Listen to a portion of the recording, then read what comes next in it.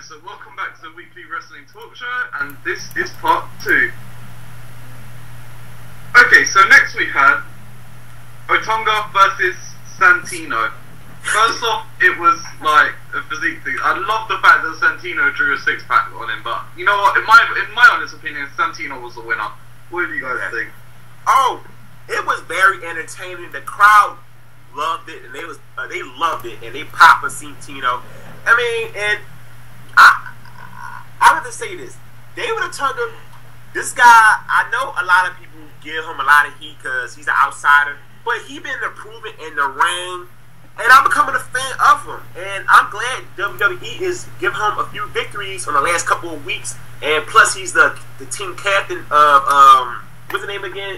Team Excitement. Yes. Although if you want something to sue, there's a name that you can sue. That name is not true. But David Otunga, I am enjoying him, and I will say I am a David Otunga fan now. Yes, me, Top T22 is a David Otunga fan. If you don't like it, you heard it right here. You heard it right here, everyone. You heard it right here. Yes.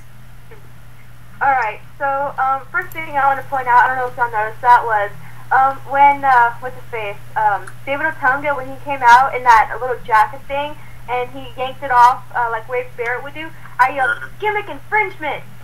Sorry, I had to do that, it's funny. Don't sue a lawyer, bad idea. Yeah, and another thing, another side note, is, UnderTaker should really take some tips from Santino on how to get to the ring. I mean, Santino's got that in the bag. Good for him. Mm-hmm. Yeah. Oh, yeah. And the guy should see if he can do, like, the walking race for the 2012 Olympics. Oh, my God, yeah. And the spray tan was funny, of course. And then what was that thing they were doing, like showing their guns or whatever? I was like, what the heck am I watching? For a couple minutes there, I was like, what am I watching? So, but yeah, I'm also becoming a fan. I'm also becoming a fan of Santino. And David Otunga, I don't know, not quite there yet. I don't know if I'll ever get there, but Santino for sure, I have to admit, he is growing on me, so. Okay, one thing I have to ask Ty, you're in that crowd, correct? Mm-hmm. Did you ask them why the hell they got behind Santino? I don't know. You can't lie. Santino is very entertaining. You can't lie about it. The way he come out of entrance and walking fast, it makes me laugh. He's very entertaining. Okay, yeah, he's entertaining. I give him that, but it still baffles me how he got over so much. He's just one of those guys that he a belovable character, and you really can't dislike. Yeah, but look what it's like. It's pretty much like there should actually be a name for this. It's almost like this sort of Zack Ryder factor. I mean, look what happened with Zack Ryder back in Madison Square Garden. Yep. And now look at Santino. Yeah. It's just but except I actually think that this will actually grow on Santino for a lot longer than it did with Ryder. I agree.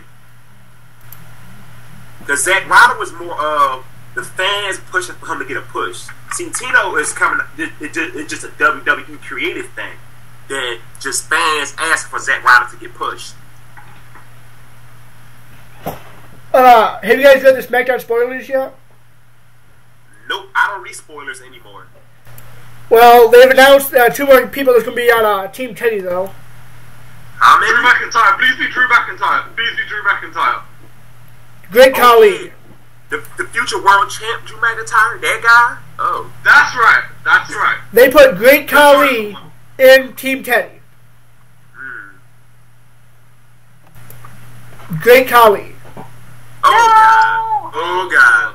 Oh, Lord. No. Oh, Lord. That match already killed it. Man, no, it wasn't. No, it was like, no, I take that back. It was fine. But now that they have him, oh, man, the match is killed. Oh. Come on.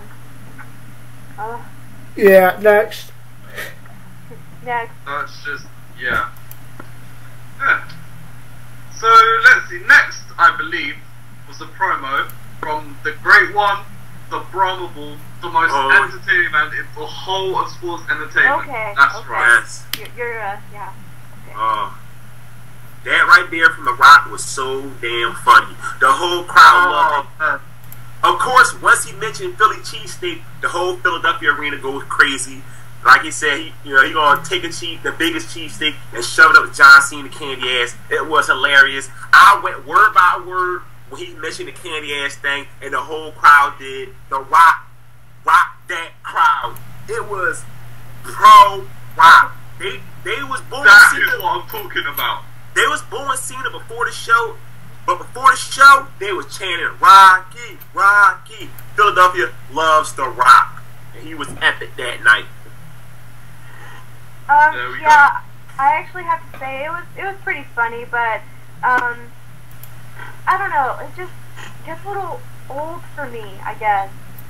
Like, we know that the Rocky from 1999 is never going to come back, and obviously he's showing signs of aging. What is he, like 40? But I guess overall it was enjoyable, to say the least. So. And now let's get the number one Rock hater. Let's go.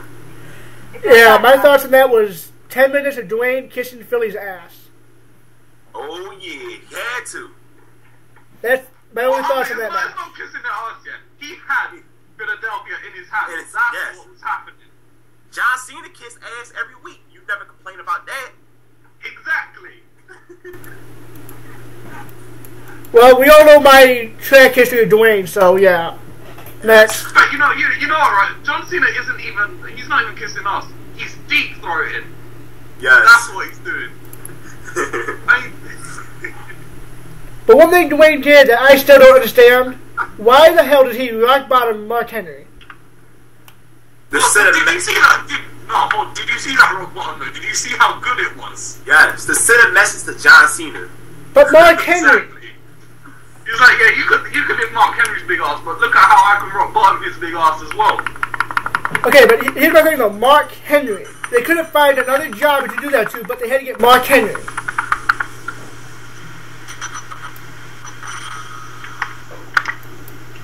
So yeah, that's my only thoughts on that whole Dwayne situation. It was so funny just watching. You know, it's only dawned on me how hench The Rock actually is now, though. It's crazy. I didn't realize how big he actually got for G.I. Joe. I know he all built.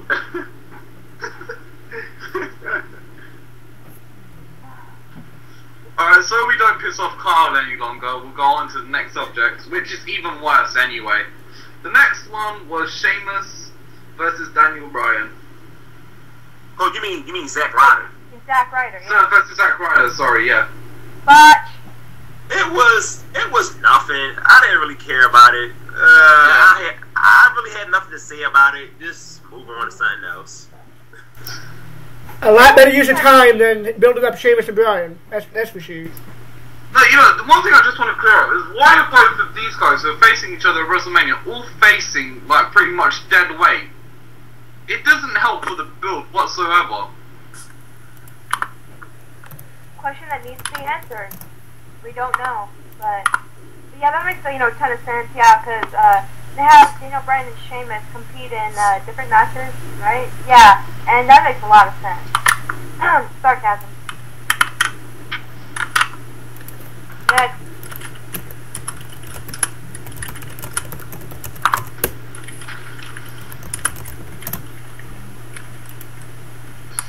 Okay, so that's the end of part 2. Link down in the description box will take you down to part 3, where we're going to really start getting into the heat of the show. See you there.